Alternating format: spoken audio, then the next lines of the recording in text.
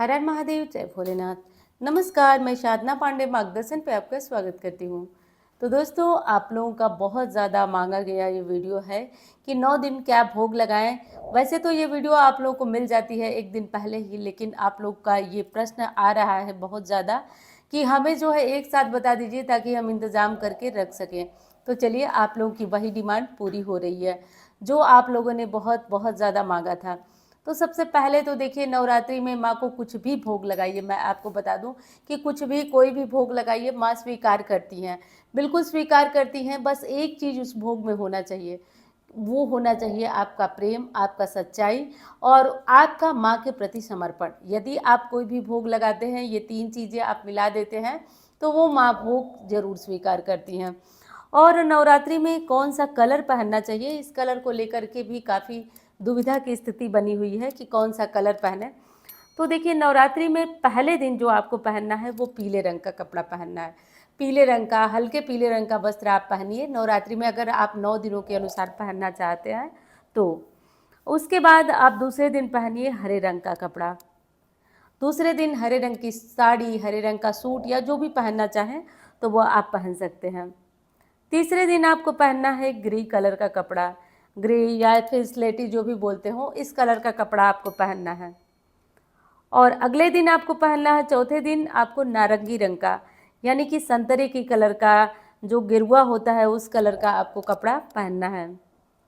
और अगले दिन उसके पहनना है आपको सफ़ेद सफ़ेद वस्त्र पहनना है। ठीक है, तो सफ़ेद वस्त्र आपको पहनना है। कि छठे दिन आपको पहनना है लाल रंग का। छठे दिन आपको लाल रंग का वस्त्र पहनना है। और सातवें दिन आपको ब्लू कलर पहनना है।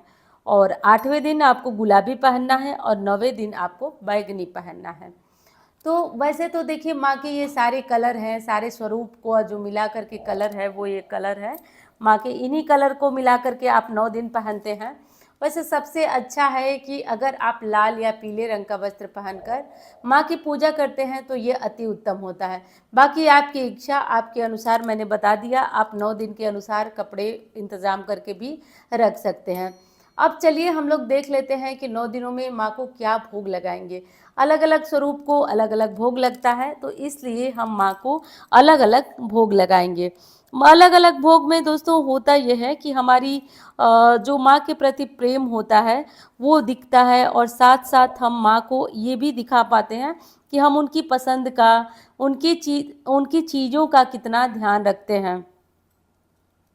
तो ये जो भोग है माँ को प्रसन्न करने वाला है, और आप सभी इस भोग को ज़रूर लगाइए। तो पहले दिन हम किसका भोग लगाएंगे दोस्तों, तो देख लीजिए आप पहले दिन किसका भोग लगाएंगे। पहले दिन आप भोग लगाएंगे घी का। तो घी जो होता है दोस्तों वो गाय का होना चाहिए। जो माँ को घी आप भोग लगाएंगे वो गाय का घी होना चाहिए। गाय के घी को आप एक सुंदर सी कटोरी में, चांदी की कटोरी है तो वो ले लीजिए, या जो भी कटोरी, एक सुंदर सी कटोरी में गाय का घी रख दीजिए और उसको माँ को भोग लगाइए। अब भोग लगाने के बाद उस घी का करेंगे क्या, तो देखिए, उस घी को आप परिवार में या घर में किसी सदस्य को दे सकते हैं खाने के लिए प्रसाद के रूप में, या सभी थोड़ा थोड़ा खा सकते हैं। अगर किसी कारण से लगता है कि वैसे घी खाया नहीं जाएगा तो आप उसको किसी भी तरह से प्रयोग में ला सकते हैं, लेकिन परिवार में सबको बांटिएगा। पढ़ने वाले बच्चे हैं तो उनको ज़रूर दीजिएगा, इससे बुद्धि का विकास होता है। तो पहले दिन घी का भोग लगाना है। और दूसरे दिन किस चीज़ का भोग लगाना है दोस्तों, तो दूसरे दिन शक्कर का, यानी कि चीनी का भोग लगाना है। मेरे यहाँ तो सब डिब्बे में पड़ा हुआ है, क्योंकि भोलेनाथ का अभिषेक रोज होता है तो इसलिए डिब्बे में ही पड़ा हुआ है। लेकिन आप माँ को भोग जो है वो किसी सुंदर से बर्तन में निकाल करके चीनी, मिश्री, तो इस तरह की चीज़ों का भोग आज दूसरे दिन माँ को लगेगा। और तीसरे दिन जो है माँ को गाय के दूध का भोग लगता है। तो गाय का दूध कच्चा दूध होना चाहिए, ये ध्यान रखिए, उबला नहीं होना चाहिए। तो तीसरे दिन माँ को गाय के दूध का भोग लगता है। और आप चाहें तो दूध की बनी जो शुद्ध मिठाइयाँ हैं उनका भी भोग आप माँ को लगा सकते हैं। तो कोई ज़रूरी नहीं है कि आप कच्चे दूध का भोग लगाएं। और जो कच्चे दूध का भोग लगाएंगे ना, उसके बाद आपको वो कच्चा ही ग्रहण करना होगा माँ का भोग, उसके बाद उसको उबाला नहीं जाएगा। इस बात का आप ध्यान रखिएगा। और चौथे दिन माँ को मालपुए का भोग लगेगा। तो मालपुआ आप बना लीजिएगा, बनाकर भोग लगा लीजिएगा। और जो बच्चे होते हैं, छोटे बच्चे, उनका बौद्धिक विकास होता है। मालपुआ का दान करना भी बहुत श्रेष्ठ होता है, तो इसलिए इसका दान करिएगा, बहुत उत्तम होता है। तो मालपुआ बनाना, इसका भोग लगाना, दान करना, ये बहुत उत्तम होता है। लेकिन जो लोग 9 दिनों का व्रत करेंगे वो मालपुए खा मत लीजिएगा आप लोग, तो वो नहीं खाएंगे। बाकी जो फलाहारी प्रसाद होता है वो खा सकते हैं, बाकी जो मालपुए हैं वो आपको नहीं खाना है। 5वें दिन आपको केले का भोग लगाना है। 5वें दिन माँ को केले का भोग लगाएंगे। माँ स्कंद माता को केला विशेष प्रिय है, तो केले का माँ को भोग लगाएंगे। और माता को केले का भोग लगा करके और इसी गरीब लोगों में, जो ज़रूरतमंद लोग हैं, उनमें बांटा जाता है। इससे माँ की विशेष कृपा बरसती है। और उसके बाद छठे दिन हम माँ को शहद का भोग लगाएंगे। तो ये ध्यान रखिएगा, मैं सब डिब्बे में ही करके दिखा रही हूँ, क्योंकि फिर कटोरी में निकालूंगी, फिर रखना मुश्किल हो जाएगा। तो शहद का आप भोग लगा दीजिएगा माँ को। अगर घर में चांदी की कटोरी है, जैसे देखिए इस तरह की कटोरी है, तो आप उसमें रख करके भोग लगाइएगा। तो शहद का भोग माँ को लगाइएगा।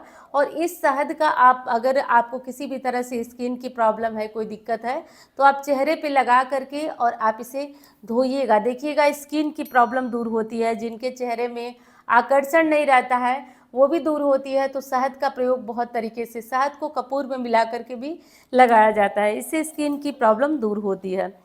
और 7वें दिन जो होता है वो माता को गुड़ का भोग लगाया जाता है। गुड़ का भोग लगाइए, या फिर गुड़ का बना हुआ कोई भी व्यंजन हो तो वो माँ को भोग लगाया जाता है। तो गुड़ वैसे ही शुद्ध होता है, माँ को भोग लगाइए। और जो लोग व्रत हैं वो भी गुड़ को प्रसाद के रूप में खा सकते हैं। 8वें दिन माँ को नारियल का भोग लगाना है, तो सूखे नारियल भी चढ़ा सकते हैं, पानी वाला नारियल भी आप चढ़ा सकते हैं। तो जैसे भी हो, 8वें दिन तो माँ महागौरी को भोग लगेगा ही नारियल का। तो इस तरह से करिएगा। नारियल का भोग माँ महागौरी को लगता है 8वें दिन, तो लगा लीजिएगा। अब बारी आती है 9वें दिन हमारी माता सिद्धिदात्री का। तो ये सभी जानते हैं कि माता सिद्धिदात्री को पूरी, हलवा और चना विशेष प्रिय है। आज कन्या पूजन भी होता है, तो आज माँ को सबसे पहले कन्या पूजन आप करते हैं तो उत्तम, नहीं करते हैं तो भी आप हलवा बनाइएगा, पूरी बनाइएगा, चने भिगो करके उसको बनाइएगा और उसे माँ को भोग लगाइएगा 9वें दिन। यह अंतिम दिन है, माँ सिद्धिदात्री का दिन है, तो अंतिम दिन हलवा, पूरी, चने का भोग लगाइएगा। और इस तरह से करके आप जो है अपना 9 दिनों का भोग पूर्ण कर सकते हैं। और रही बात 9वें दिन, कुछ लोग तिल का, काले तिल का भी भोग लगाते हैं। तो हर दिन 2-2 भोग भी लगाया जा सकता है, 3-3, जो आपके घर में है, जो आपके अनुसार है वो भोग आप लगा सकते हैं। तो चलिए दोस्तों, वीडियो पसंद आई हो तो लाइक करिएगा, चैनल को सब्सक्राइब नहीं किया आपने तो ज़रूर कर लीजिएगा। मैं मिलती हूँ आपसे अन्य वीडियो में। धन्यवाद। हर हर महादेव।